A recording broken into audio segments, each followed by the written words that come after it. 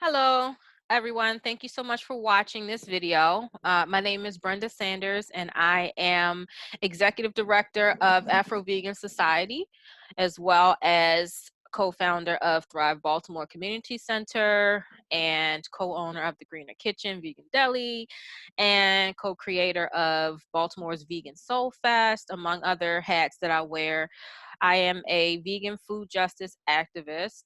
Um, and I wanted to do a video specifically about eggs because, May is National Egg Month, or as I like to refer to it, National Egg Alternative Month.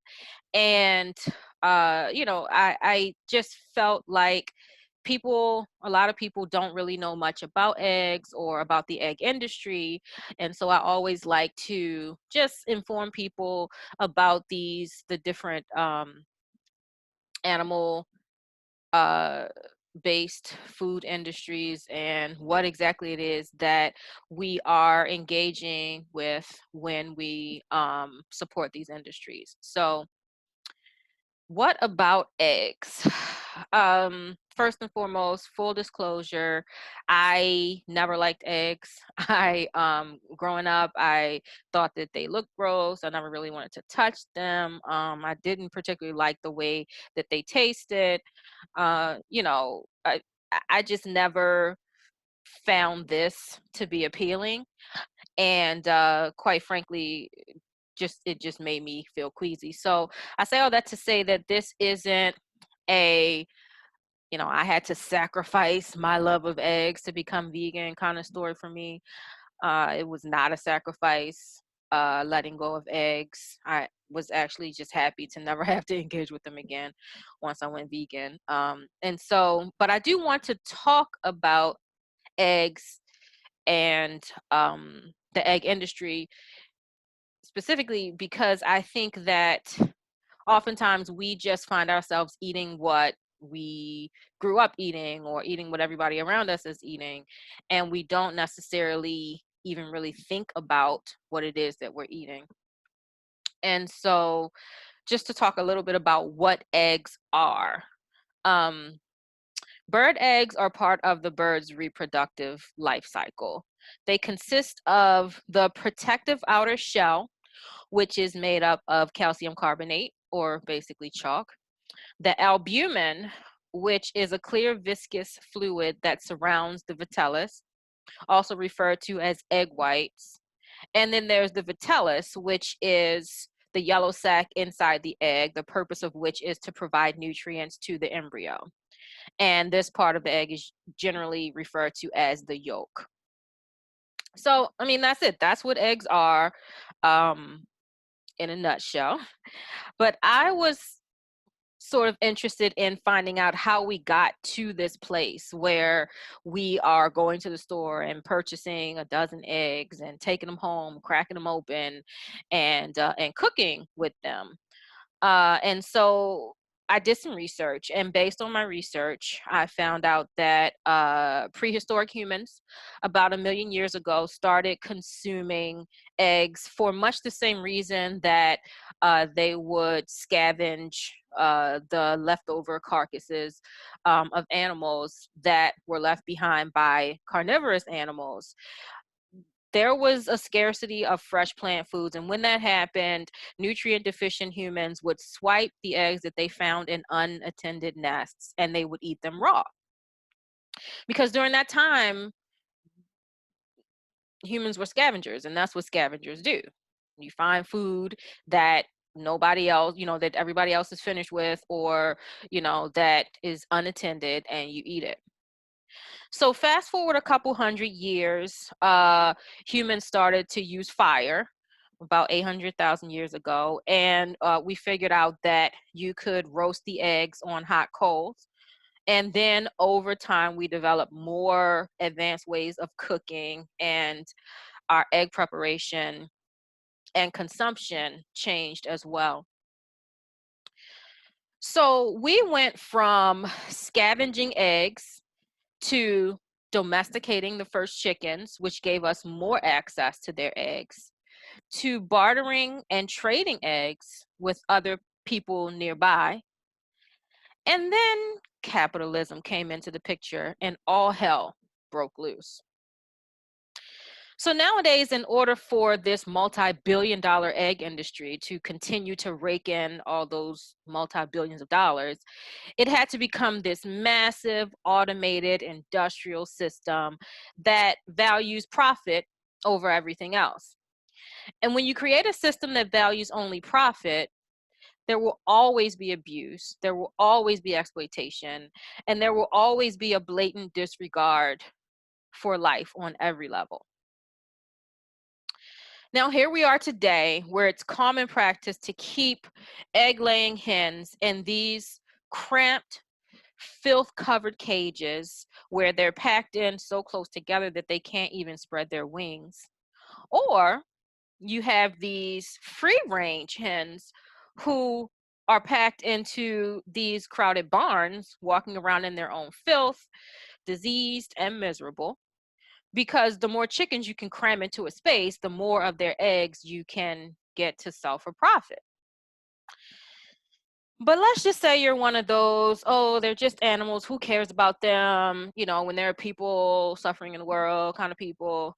There's plenty of worker abuse and exploitation built into the egg industry, just like every other large-scale industrial operation. Here's just a few factoids for people who definitely for sure really, really care about worker rights. The egg industry workers work long shifts, typically 12 to 14 hours a day, and earn extremely low wages, with 71% of their annual income being below the federal poverty limit. Abuse and sexual harassment have been widely reported in these facilities, with threats of deportation and retaliation leveled at workers to scare them into keeping quiet. And non-fatal injury rates among poultry industry workers is 1.5 times higher than the average for all other US workers. And there are a lot more specific abuses that are happening at certain um, different like egg production facilities. And we actually have some links on the website under features on the Afro-Vegan Society website, because it gets pretty dark. But I didn't want to go into all of that here, but there's a lot of really messed up stuff going on with egg industry workers. So if you get a moment, just go over to the website and check that stuff out. It goes without saying that people from brown and Black communities make up the majority of the workforce in the egg industry, because what better groups of people to abuse and exploit than those from disempowered communities who have limited choices when it comes to employment. Then there's the massive collateral damage left behind by this industry. The reproductive capacity of egg-laying hens is all that matters to the egg industry. So what value could male chicks possibly have? Male chicks do not produce eggs. They haven't been genetically altered to grow enormous breast meat to eat. And so millions of male chicks in the egg industry are sorted, and then they're disposed of either by being thrown into these huge plastic garbage bags and suffocated to death, or they're tossed into a macerating machine and ground up alive. Because why not? As far as the egg industry is concerned, male chicks are just waste products that need to be disposed of as cheaply as possible. And then there's the human collateral that piles up from all the health issues connected with consumption of eggs. According to multiple studies at this point, the high levels of fat and cholesterol found in eggs has been linked to an increased risk of heart disease, insulin resistance, leading to diabetes, and certain cancers, including colorectal cancer and prostate cancer. Here are some disturbing statistics. 48% of Black women and 44% of Black men have some form of heart disease. Black people are 70% more likely than white people to develop diabetes. go. And Black people have the highest death rate and shortest survival rate of any ethnic group for most forms of cancer, according to the American Cancer Association. So my point in talking about these statistics is that people from communities that already have high rates of these diseases, namely Black and brown communities, are especially at risk and should avoid eggs at all costs. Luckily, vegans have found lots of innovative and creative ways to avoid egg consumption while also still being able to enjoy the foods that we all love. So all is not lost. I also wanted to briefly cover the environmental impact of the egg industry, which in general is like the last thing that people consider when talking about these issues, even in these times of climate change and environmental collapse. You know, we still oftentimes don't even think about the environmental impact of these different industries. A study done by scientists at the University of Oviedo in Spain found that egg production has negative impacts on 18 key environmental areas, including ozone depletion, climate change, land acidification, water toxicity, human toxicity, and land occupation, with the most detrimental impact being to water and land toxicity. So in a nutshell, egg consumption started with humans swiping birds' eggs out of dietary desperation and has morphed into a multi-billion-dollar exploitative, abusive, environmentally toxic, poor health promoting nightmare. So, having said all that, I don't want folks to feel discouraged because I always make it a point of not just pointing out what the problems are, but also providing resources and alternatives to help people to transition away from these destructive systems altogether. You know, that's kind of my thing, not to just talk about the problem, but also what is the solution. So, but before I direct you to all of these egg alternative resources, I first definitely want to thank Energy Egg Replacer for supporting Afro-Vegan Society and this presentation. They sent us samples this month for National Egg Replacer Month, or National Egg Alternative Month. And you know, this particular product, I've been vegan for 23 years and been using it the entire time. You know, the company has been around for a long time. The product is amazing.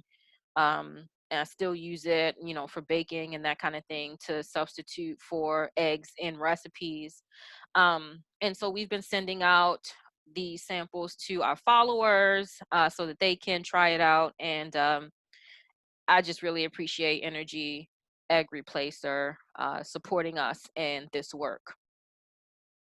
So now back to these resources. So if you go to our website, which is www.afrovegansociety.org, you'll find all kinds of resources, including you know, recipes for egg substitutions in our recipes section. We have a comprehensive list of egg alternatives and how to use them, as well as health information. We have egg industry info links, which I mentioned earlier. We have lots of stuff on there. It's under features because we're featuring egg stuff this month. And so, you know, go and check out the website. We work really hard to just provide lots and lots of resources there for folks, especially during this time of pandemic when, you know, a lot of folks are stuck in the house, can't really go out to events like the ones that we host at Thrive Baltimore. And so we just wanted to be a resource for folks to get access to this information because it's very important. It's life-saving information. And while you're on the website, please be sure to register for some free upcoming events in the month of June and July. We have the Dump Dairy Workshop Series, which is going to be happening every Saturday in June. It's 4 sessions, which all include a speaker who's going to speak on some aspect of the dairy industry, as well as a vegan chef who's going to demo some delicious vegan recipes that are dairy free. This is really, really great information. This is the kind of information that people charge a lot of money for. We are fortunate enough to have so much support that we're able to offer this life-saving information for free. So please take advantage of it. Let other people know, share this information so that folks who could really use it will have access to it. We also have coming up the National Afro-Vegan Virtual Conference, which is really, really exciting. We're going to have, you know, top-notch presenters from the medical industry who are going to be talking on issues around food justice and veganism, as well as, again, vegan chefs who are going to be whipping up some amazing recipes, and we're going to have some panels, some panel discussions for folks. So, you know, register for that as well. Don't miss out on all this free information that we have lovingly been curating to put out there to folks who need this information the most. We're also going to be hosting a webinar with Dr. Priyumvada Naik. I think I'm saying her name correctly. She's the veg doc, and she's going to be speaking on COVID-19 and the risk to Black and Brown communities. She is just an expert in this area. She is amazing. She's going to be breaking down everything about the virus and, you know, why certain communities are at risk and, you know, how to protect yourself and your family and all of that. We're very, very excited to have someone who's so knowledgeable about this topic to be speaking on it. So that'll be coming up on Saturday, May the 30th. Wow, that says 2019. So yeah, we're not going to be doing that in the past. It's actually Saturday, May 30th, 2020. Sorry about that little screw up there. But yes, she will definitely be doing this talk in this year and not last year. So let's move on. So please go, you know, check out these events, register, tell people, share. Anybody who you think would be able to use this information, please let them know. While you're on the website, if you want to donate, if you have the means, please do so. Donations make it so that we can continue to make this content affordable, as in free. And you know, buy some merch. We do have some merch on the site, and that also goes towards offsetting the cost of bringing in these wonderful speakers and having these cooking demos and stuff like that. So thank you so much for watching, for being a part of this experience. I hope that this information has been useful to folks. And I just wanted to say, you know, please stay healthy, stay safe, take care of yourselves, take care of your families. And here is some information about our sponsors and the different ways that you can follow us. So please, if you haven't already done so, follow us and support what we're doing. Thank you so much, and I will see you next time for more fun and informative talks from me and other folks who we get to come out and participate in this speaker series that we've been putting together. Thanks so much and take care.